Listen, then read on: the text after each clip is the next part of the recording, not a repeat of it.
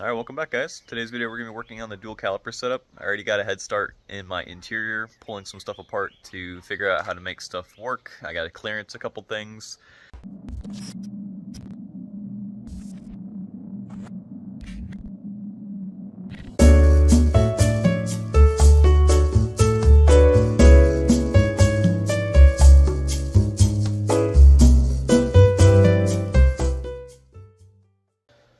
Alright, so the first thing I'm focusing on today is my shifter.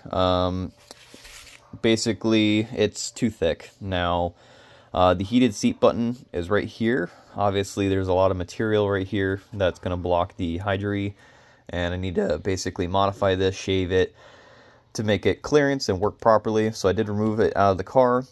Now, looking at it,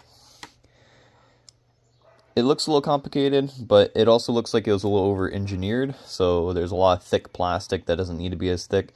So I think I can actually shave away all of this material and shave away half of the actual mechanism inside to hopefully make it work properly. Alright, so jumping into the interior, as we can see, the center console is removed. This is actually removed as well, which I'll be taking out of the car to modify. Not a lot of room, unfortunately. I thought the shifter mechanism was a little bit skinnier than it actually is, but I think we can modify to make it work. The other issue I'm having is that the rear ventilation tubes run along the side of the shifter. And this one's not a problem, but this one is. So what I'll have to do is it already T's, or V's I should say, up here. So it's feeding the same thing. I think I can block this side and basically tie it in back here to work for the rear vents. So it's not just blowing out on one side. I can actually tee it over so it's blowing out on both sides, but that'll be a little bit later on. I went ahead and got another fitting for my Hyundai. So this takes off the reservoir that was on top of the master cylinder originally with a banjo bolt and then converts it to a 90. With this, I should be able to use a remote reservoir, and I'm going to mount this inside the center console. I already did test fit it and modify the reservoir a little bit to fit. I haven't bolted anything down yet, so that will be next. But yeah, this is the Hyundai I'm going to be running. This is a Drift HQ Willwood Hyundai. Very nice. It's CNC aluminum, so it's lightweight, feels really nice and solid. Still have to plumb it, but super stoked to have that. I got the rubber line from Willwood as well to hook up. Alright, and here it is installed. Well, not installed, but mocked up I should say. And honestly, I think it looks awesome. Now, we'll see if this amount of room right here, once the thing is actually bled, is enough to actually pull back on it enough. There's a good chance I'll need to extend this down quite a bit, probably to like over here, so there's enough travel. And if that's the case, I'm going to do something similar to like what the gear selector already has, like this little like mat underneath it, where when you shift through the gears, it shifts with it. Basically just did a light trimming too, and clearanced all this material on the side so it's flush. This way I maintain the bolt at the bottom, the fourth marking ear where I can bolt it down, and the lock pin so that it can actually still lock, which I was right. It's for the manual mode, so when you click it over in the drive and then click it over, so that this can't switch between, you know, drive and neutral when you're shifting in manual. This pin locks it when you shift over. That way you don't have to worry about slipping out of a gear in the transmission into like neutral. So I wanted to keep that.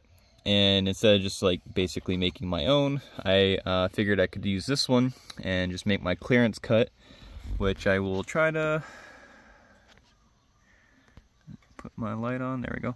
So it doesn't look pretty because it's all burnt. I used a like a flat blade and I heated it up to basically melt through it quickly, and it actually worked out pretty well. But that's about how much I needed to take off, and it does go into this pin right here over anyway into like the gear selector. So as you can see, you know, that still moves freely, but it allows the Hyundai bracket to sit on top of that, and the little pin to sit inside here as well in this space so that it can still move freely. It does rest up against where this other pin sits right here to slide, so I don't think it's really going to be that big of an issue. And there is still a little bit of meat in here, and the pin itself for the manual mode doesn't come all the way through, so I don't think that they're going to interfere with each other. So now what I'm going to be doing is grabbing the center console and test fitting it. I am going to take the shift plate out so that I can still see directly down inside here with the center console in. And that should allow me to basically figure out exactly how I'm going to mount the Hydro E down on top of there. There's a little bit of a space about 1 inch off the actual floorboard, which I'm using because it rests on top of the airbag module, and it rests over here on top of the shifter, like the actual shifting mechanism part that moves. So those 2 points are kind of taken. I am going to see about maybe using the ear right here as a mounting point, and maybe making 2 more on top of this side, or even just welding it in. I would like it to be removable, so we'll see. Alright, so I went ahead and took the shift plate out of the bezel so that I can test fit the bezel with the center console in. That way I can actually see exactly how it's going to line up and measure out everything to make sure it's, you know, moving exactly where it should be. For right now, I'm going to go ahead and slap the center console in with the shift plate, but before I do that, I do need to remove one of these ventilation tubes. Now, this is the driver's side one right here, which you can see goes back, and then it goes into these rear vents for the, you know, passengers in the rear. But I think I can get away with just using 1 tube, and then since there's some space back here, I'm going to try to make a hop-over tube so that airflow still comes out of both vents. Okay, so it's been a couple hours since I started working on this. It ended up being like a whole day project. I didn't really expect it to be. But I'm glad I got this progress done. Basically, recap of what we did today. Modified the shifter so that it clears the Hydro E. As you can see, it clears it nicely. Fits perfectly inside there where it should. Minimal cutting, really necessarily required. Just a lot of shaving so that it wouldn't impede with the Hydro E. Yes, I wrapped the Hydro E in painter's tape. That way, I just kept pulling it out and putting it back in. I didn't want to scratch it or anything. And so I figured that would be the best way to protect it. But anyway, as you can see, there is just a hair of a gap in between the pin on the Hydro E and the shifter itself. And it does pretty much line up right underneath where that pin is that for the manual mode shifter comes out. So that works really well. How I mounted it, as you can see, it's hard mounted. The only kind of play is just from the pin itself on top of the Hydro E, but you know, it's mounted. So how I mounted this is not the nicest way, but it's not going to be seen anyway. So I did have to kind of butcher the mounting bracket a little bit to make this work because I wanted it removable. I didn't want to weld it in. What I ended up doing is right underneath here, I measured out. Let me get a good look. I measured out right where the other bolt across is, and then I drilled it, and I put a bolt and washer through. And so with that first bolt, it wanted to like tilt out because there's not really a lot of support over here on this side. It's just carpet, and this is kind of like on the edge of the tunnel. The carpet makes it look like it's thicker than it actually is. There's really nothing underneath the carpet right here. It just kind of goes down immediately. But it wanted to tilt out towards the driver's side, and I wanted it straight up and down. So what I ended up doing is I put this second bolt in right here, and this goes through where like one of the original like side bolts would be, but I just drilled it out and made it wider to fit another. This is an M6 by 1.0, both of them are. And I basically tapped right next to the bolt on the ABS module, straight through the ABS module to the floorboard. I drilled it through and tapped it to the M6 by 1.0 so that I could get another bolt through. And honestly, that worked out great. You know, it's super sturdy. Like, I'm shaking the whole car. Like, these 2 bolts, that should be really all it needs. Alright, so the center console's back in. It's just a mock fit. Nothing's bolted down. But as you can see, I did have to modify quite a bit to get this to fit in here. It is pretty apparent that I will need to trim this opening out a little bit, just because it is a little bit more of a friction fit than I'd like.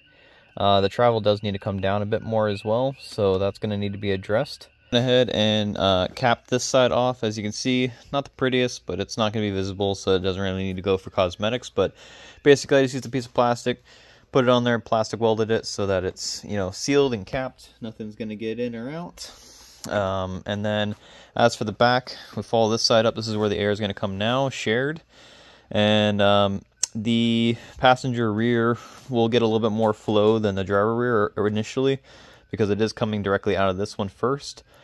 I did put a little crossover pipe right here, as you can see, and then what that's going to do, since this one's capped off now as well, air is still going to come over here, but if they close this vent, which is the passenger side rear, it'll still divert the air over to the passenger side or the driver's side rear.